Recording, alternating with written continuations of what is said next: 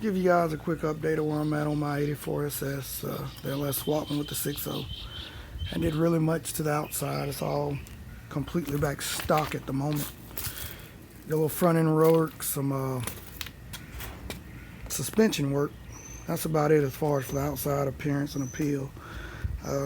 What I did do though lately is I updated the dashboard. The original one in this car was pretty much shot. Price went on eBay, outrageous. Price went at Mike's Money, is outrageous. Saw a few guys online putting newer model dashes in them, and I said, man, this looks like something I wouldn't mind trying. So I found one at LKQ, and word of advice, if you buy one of these from a scrapyard, go pick it up. They will send you half the parts. This one didn't come with the trim for the gauges, the gauge cluster, the radio section. It didn't have some of the console pieces, the side pieces. We can go down a list of things. I had to call them back and argue with the guy. Hey, I paid you for a complete dash. One on the bridge. I've got it all now after I did a lot of shopping on eBay and complaining, but make sure if you get one, go get it. To make this work, it's not a direct fit.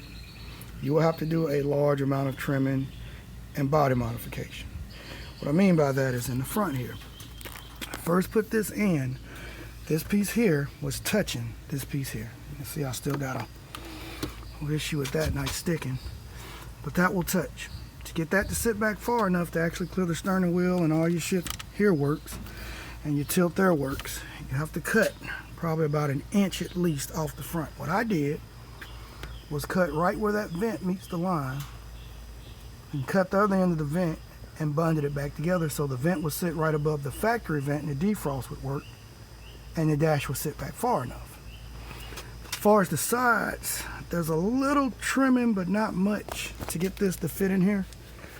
Still got a little bit more body work to do on that. As you can see, I molded my tweeters into the pillar post there, but it's not quite perfect. It's a little bit tighter on that side. There's a little modification, but not a whole lot.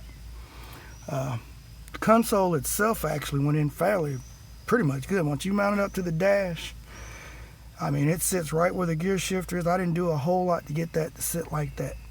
It pretty much went in, no problem.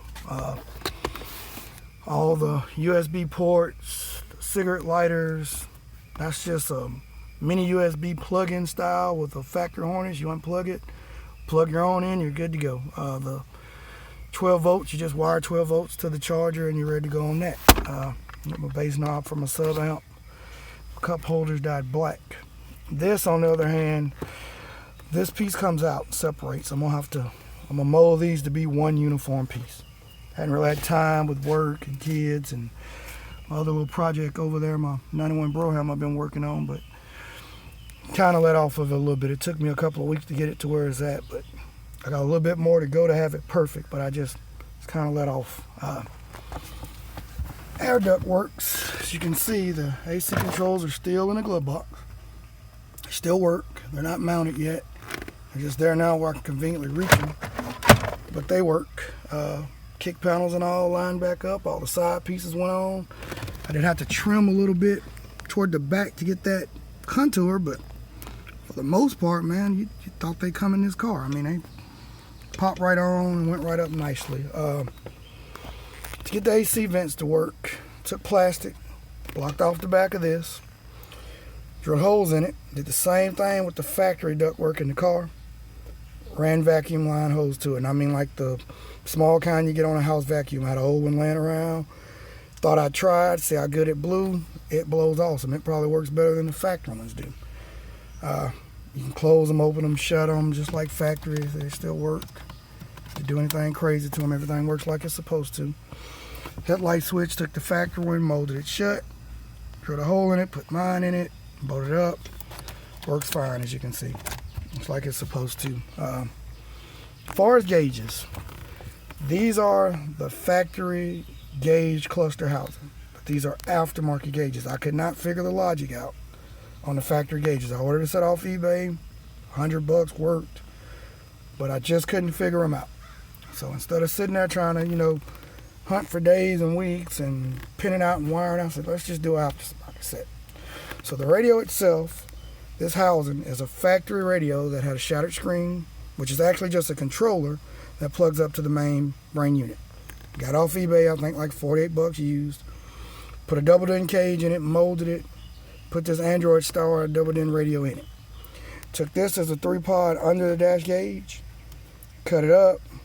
Molded it in there. As you can see, did a pretty decent job with the body work on it. And dyed it all to match. These gauges are made by Intelligence. They're the white ones. I don't know the actual series of them. Fairly simple and straightforward. They come with all the sending units you need, especially this being an LS swap. The eSIM had all the outputs for your speedometer, your tachometer, for your water temp. I mean, I just tapped onto that.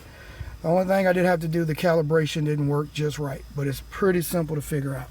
If you can do any type of math, you can figure out the trick of that. Gauges themselves, they're pretty nice for the price. You see, they're very responsive, they work very good. Seem to be pretty accurate as far as I can tell. They do pretty good. I mean, I have no complaints on that.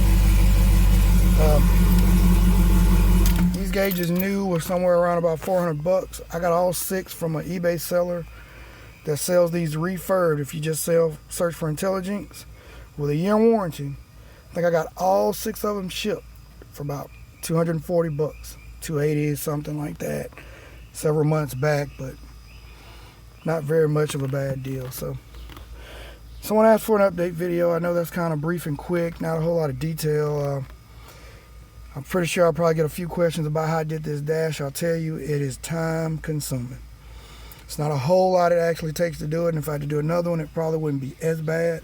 I would never do another one for the time it took to get this one in here, but it's not that bad. Once you shorten the front, shorten the ends, it'll pretty much sit in place. I've got it mounted in by metal straps, which you can't really see. There's 1 or 2 here, there's 1 or 2 underneath where the sternum wheel mounts up. There's actually one there going up behind this that holds it in. There's a few here on the end behind the glove box, and then there's a few to the radio section to pull it in tight. And as you can see, it's in there. It's not going anywhere. It doesn't rattle, squeak, make any noises. And it sure is a head turner. I've got more questions about this anywhere I went. Somebody's noticed it than you would ever believe. But it's not that bad of a swap to do. And like I said, fairly for the most part. Fits right in here, but you're going to have to do some cutting to make it conveniently work. And if, somebody else probably can come up with a better idea for the AC controls. I just really ran out of places to put gauges and make it look uniform. So, but any questions, leave them in the remarks. I don't be on here much, but I'll get to them as soon as I can. And thanks for watching.